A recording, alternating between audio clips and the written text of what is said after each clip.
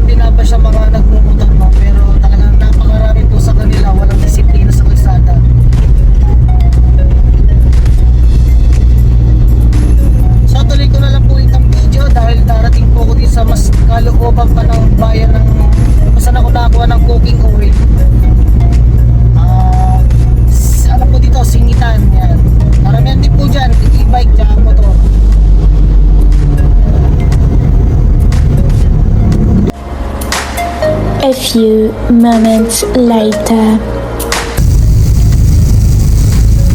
So yun guys, nakakuha na po tayo ng cooking oil.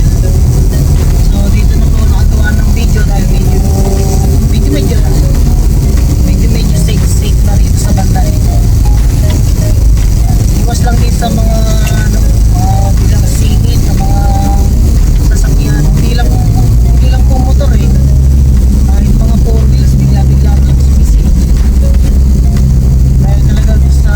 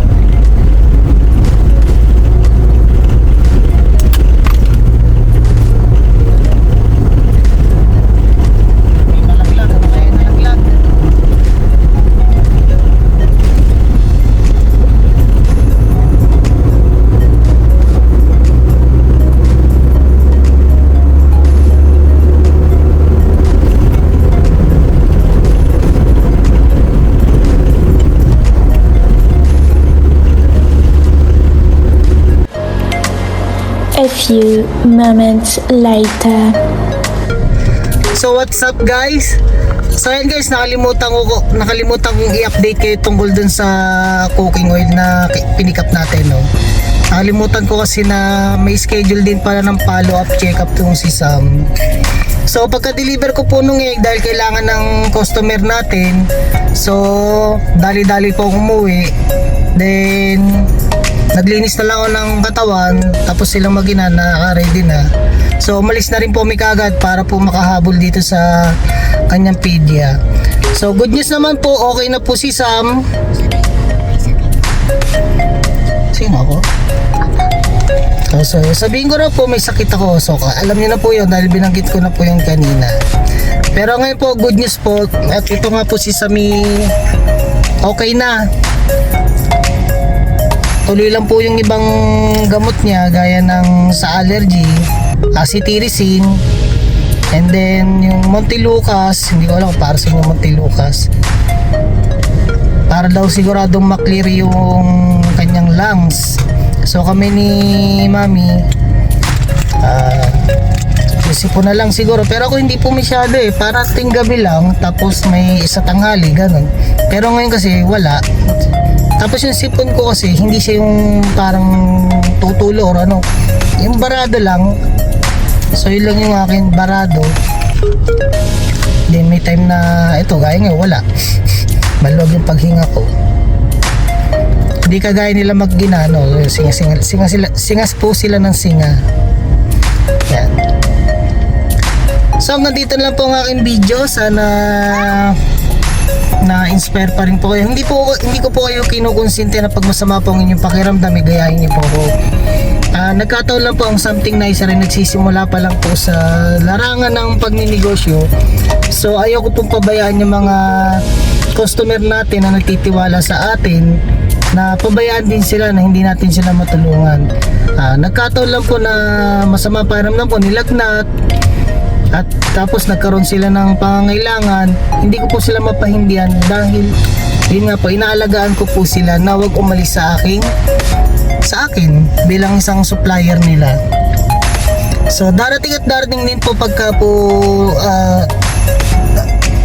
nag-boom itong negosyo natin or sumikat, possible mag-hire na po ako ng tao na pipick up at hahakot ng eggs kung sa mga farm, sa mga company. Tapos ako possible doon na lang po ako mag-focus sa kung paano siya paikutin at kung paano po ako mag-add pa ng mga clients. So makikipag-usap ulit tayo sa mga companies or kung sinong pwedeng bagsakan ng mga produkto na meron tayo. At plano ko po kasing ibalik yung rice and frozen meat, kasi isa po sa magandang kitaan yung frozen meat. Yung rice, maliit man ang kitaan, pero kung tuloy-tuloy nakakadagdag pa rin naman po sa mga gastusin natin sa bahay or mga pangangailangan natin, nakakatulong pa rin po. Then matupad yung dream ng something nicer na magkaroon tayo ng sariling restaurant. Yan po talaga ang una naming ginawang pagpaplano, magkaroon ng sariling restaurant. Nagkataon lang po, nagkaroon ng isang malaking problema, isang malaking problema, at yung aking pong pampuhunan sa restaurant ay nawala. So, yan. Pag naabangon na po tayo, malalaman nyo po yung isang malaking problema yun. Pero doon ko na po yung ikukwento sa dulo pag nandyan na po yung ating restaurant, ang Something Nicer Restaurant. So maraming salamat po sa inyong pagsuporta. At yun po, lagi po tayo mag-iingat, lalo po ngayon tag-init. So peace out.